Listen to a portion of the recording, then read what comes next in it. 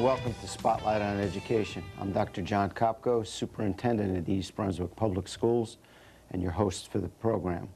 Today my guest is Dr. JoAnn Magistro, or Assistant Superintendent of Schools, and we're going to be focusing on our kindergarten program, which is one of JoAnn's many responsibilities. And JoAnn, let's begin with an overview of the kindergarten curriculum.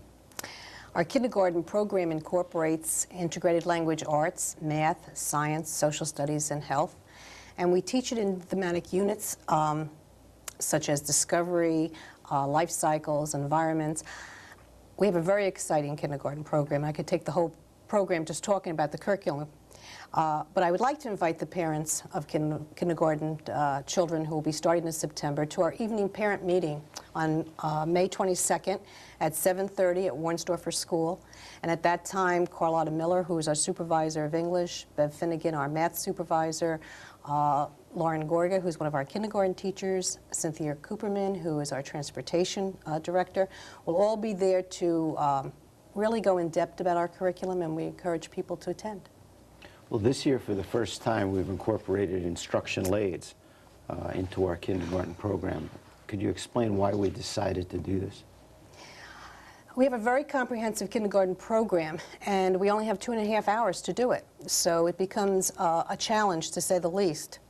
I'm sure there are many parents who watching the program this evening who have often said and looked at their students' work and said, you know, I don't remember doing that in high school, you know, or I didn't do that till I went to college. Or look at the middle school work and said, we didn't do that till we went to the high school. Much of what we have to learn today is far more than we had to learn, you know, 30, 40, 50 years ago. And the information's coming lower and lower into the grades. And we get to kindergarten, still 2.5 hours. For many years, the district has seen a need for a full-day program. Research has shown, and as well as our experience implementing the program, that a full-day program would be very beneficial for our students. However, quite frankly, we just don't have the classrooms in order to implement it in the district. So we needed to find a way to offer more instructional time for our students. So we hired instructional aides that have certainly lowered student-teacher ratio. And while this does not offer a full-day program, it certainly has enhanced the instruction at that level. And what are some of the ways the aides actually help the students and help the teachers? Well, there's a number of ways. In terms of instruction, our kindergarten program, in fact, our primary programs, use a learning center approach to instruction. The teacher teaches a large group lesson, and then the students go into various learning centers in which they develop the concepts that were taught during the lesson, such as journal writing, use of computers, science, math centers, and so forth. While the teacher can get around to some of those students, it certainly is more beneficial to have two hands helping and assisting students, especially those with special needs. We have students that return from being absent from school. To have a teacher sit on the side and help that child catch up has been difficult. The aides help in that respect. Students that leave the classroom for ESL instruction and speech instruction, when they come back to the classroom, we have the instructional aides working with those students so that they can catch up and not miss what was conducted in the classroom while they were out. So in other words, we have another hand in the classroom who's able to do one-to-one with students while the teacher is also working with the students. The person becomes an extra set of eyes in many, many ways.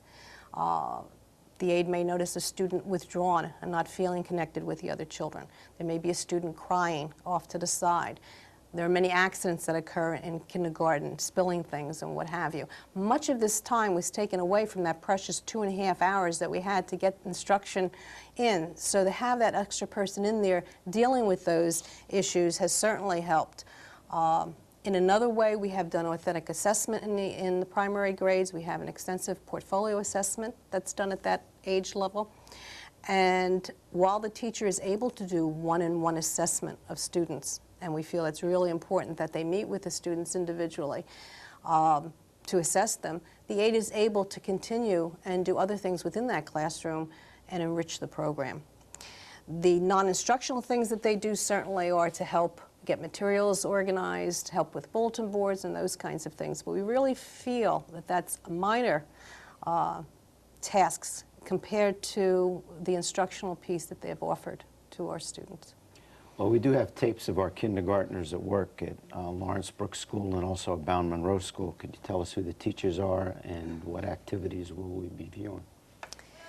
The first class we are seeing here is a morning kindergarten class at Lawrence Brook School. The teacher is Lauren Gorga, and the instructional aide is Pat Fenstermaker. We are observing the students working in centers. The teacher has already taught the lesson, and the students are working independently on the skills that she has covered. The instructional aide is assisting students in the learning centers. As you can see, she moves from group to group to ensure that each child knows what he or she is to do and to assist students as needed. While the aide is assisting the students, the classroom teacher has the opportunity to work with individual students. We see here that she has conducted a guided reading lesson with students who are ready and able to read. As students return to kindergarten classrooms from ESL and speech classes, the instructional aide works with the students on what was taught while they were out of the room. This enables all students to keep up with the class. Town. What letter did you hear? What sound did you hear at the end of town? And it is an N. Okay. And what do we need at the end of this sentence? Period. It is a period. Good for you. Let's read it together, Ryan. Some dancer, big, For bigger. bigger, town. A town. Very good. Would you please put your name? And I look like you. Wonderful. What's this mark called, Cindy, before we go on to the next page? What's that mark called at the end of the sentence? Do you remember what this is? Is that an exclamation mark? Yeah, and what does that tell us to do when we see an exclamation? It says we're excited. So when we're excited, what do we do with our voice? Does it get louder or does it get quieter? Louder. So can you read that sentence like yours? I look like you. Good. Raise our voice a little bit.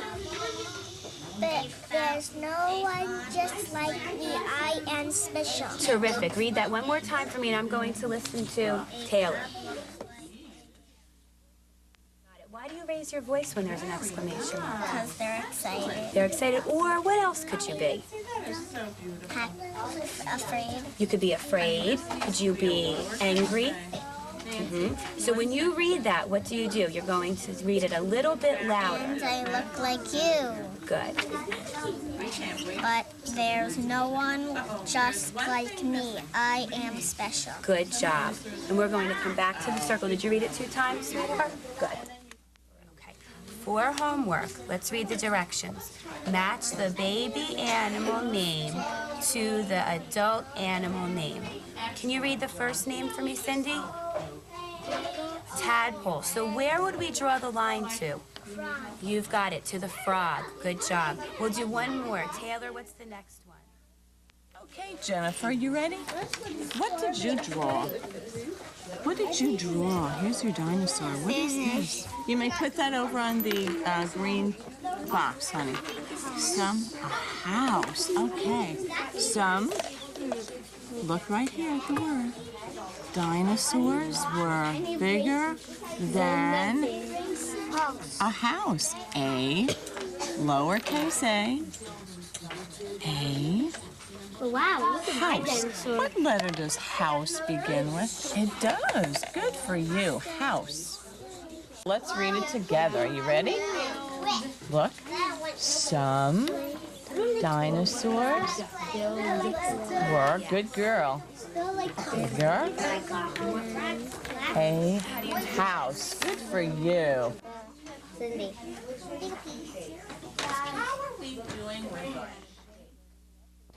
We are now observing an afternoon kindergarten class at Bound Monroe School. The teacher is Alyssa Kay, and the instructional aide is Connie Rowan. In this class, the kindergarten teacher is assessing individual students using the primary literacy portfolio. This is an authentic assessment tool that we use in kindergarten through 2nd grade. As the teacher is assessing each student individually, the instructional aide is explaining the learning centers to the students and then moves about monitoring each center to ensure the students understand the concepts being taught and to assist students as needed. What is this for? Does anybody know what these words are for? Grace? What sound does B make?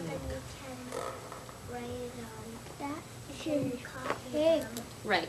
You can copy these words. This one says Mrs. Wishy-Washy. This says the duck. This one says the pig. And this one says the cow. What letter is that? What sound does it make? Tell me an F word. Fish. What letter is that? L. What sound does it make? Tell me an L word. Orange. What sound does it make? Tell me an F word. Fish. What letter is that? L. What sound does it make? Tell me an L word. Lemon. Terrific. You did perfectly. Would you tell me what letter that is? H. What sound does it make? Tell me an H word. Hand. What letter is that? F. What sound does it make? Frog. F. And tell me an F word. Frog. What letter is this? L. What sound does it make? La. Tell me an L word. Lion. Perfect. Me, okay? I know. John, Are you ready?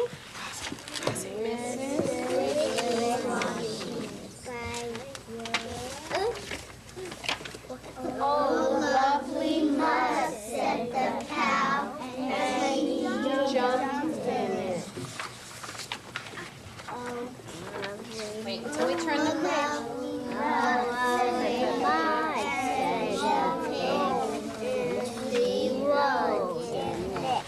Okay, let's take everybody make sure you turn to the same page at the same time, okay, as we're reading, so you follow the words. Oh, lovely mud, said the duck, and she paddled in it. Very good. You were such good readers today. Along came Mrs. Wishy-Washy. Just look at you, she screamed. be all brown. I would be all brown. So you're going to stand that I would be all brown. If I rolled in the mud, I, make an I, uppercase I would get, what makes the S sound? Not A, like egg. E. Get. Now let's write the word dirty over here. D. If I, Brielle, I like the way you wrote your last name. Good girl. Have you been practicing? Good for you. Let's see, put it down. Lift your hand up. Here you go. Good job. Great job. Nice job. Now, Laura, you have to pull your sleeve up. Jonathan, you'll have to wait until Rosalind's done there. Zachary, you can go into the bathroom and rinse the rest of your hand if you would like. Laura, you have to put here. Let's pull this up. Just one hand in there. Swish it around on there so you have... Okay, now pick your hand up and put it on there. Good job. Okay, now lift your hand up. There you go. Lovely mud.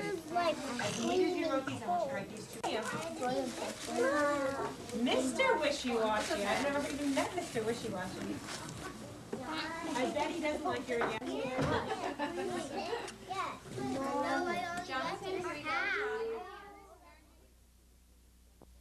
It's great to see the children so involved in their work at such a young age. JoAnn, is there anything else you'd like to tell us about the kindergarten program?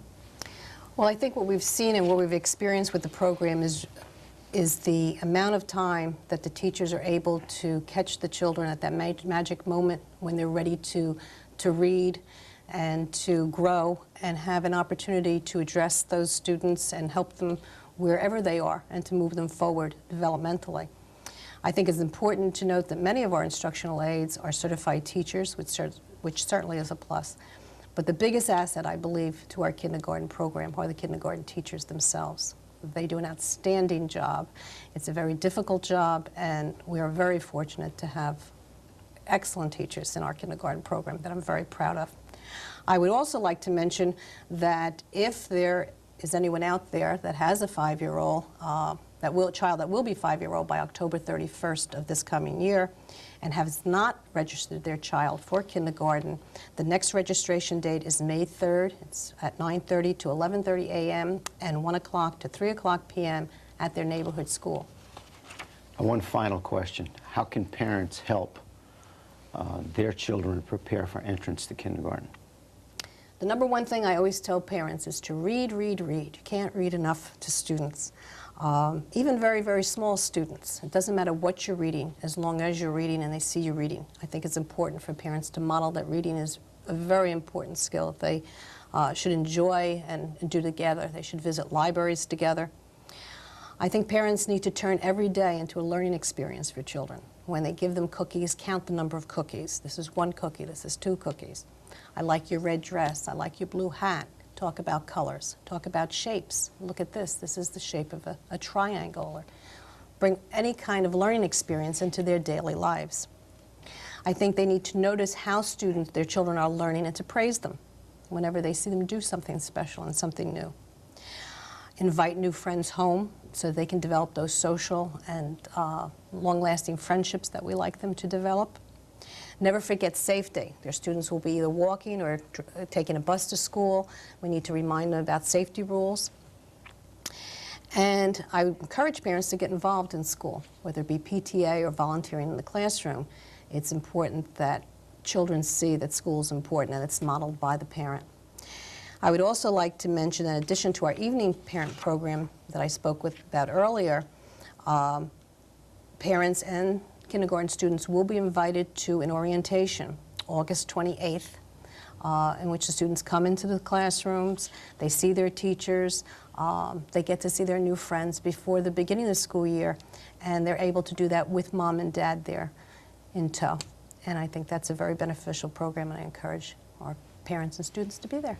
Well, I'd certainly like to thank you for being here with us today, and I'd like to applaud you and certainly commend you for the leadership that you've provided to our kindergarten program here in the district, because it's, I don't think people realize how complex that program is, and youngsters at this age, it's so important for them to be provided with such a positive experience. And you've done that along with the staff. The kindergarten teachers, as you've mentioned, are just an outstanding group of professionals and educators. So on behalf of everyone in the district, and certainly the youngsters who are involved in that program, thank you. To our audience, thank you for watching, and we hope you'll be back with us again next month for another edition of Spotlight on Education.